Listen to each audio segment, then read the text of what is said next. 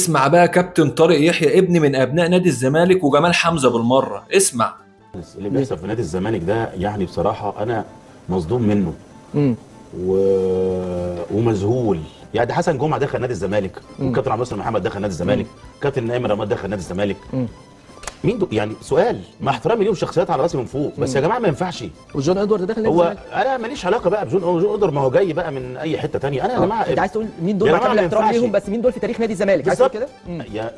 يا هل نادي الزمالك نضب يا جماعه؟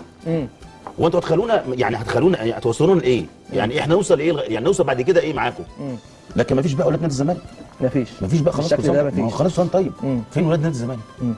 وانت عملت لنا ايه يا كابتن طارق انت وابناء نادي الزمالك على مدار 20 سنه؟ انا نفسي اعرف انتوا عملتوا لنا ايه. ما تزعلش، تعالى امسك قطاع الناشئين. مش انت كنت عايز قطاع الناشئين؟ تعالى امسك قطاع الناشئين، ولا اقول لك تعالى مدير فني يا باشا. تعالى يا عم، وهات فاروق جعفر وهات حسن شحات وهات الناس اللي انت عايزها. تعالى. لا وايه، كابتن جمال حمزه كمان منزل ستوري بيقول لك الزمالك بقى حقل تجارب. ما بقاش غيرك انت فعلا يا جمال يا حمزه. ده انت كنت هتموت وتدخل النادي لولا جمهور الزمالك اللي منعك تخش النادي وتمسك اي منصب فيه. اقسم بجلاله الله طالما الناس دي اتكلمت وقالت كده تعرف ان احنا ماشيين صح. الحمد لله ناس جايه وجايبه ناس تشتغل فعلا. كل الدعم لجون ادوارد ولجنه التخطيط. انا ماليش دعوه بمجلس الاداره، كل الدعم لجون ادوارد، واي قرار هياخده احنا كلنا هنبقى وراه. وباذن الله احنا بنعمل كده ليه؟ عشان خاطر نادي الزمالك.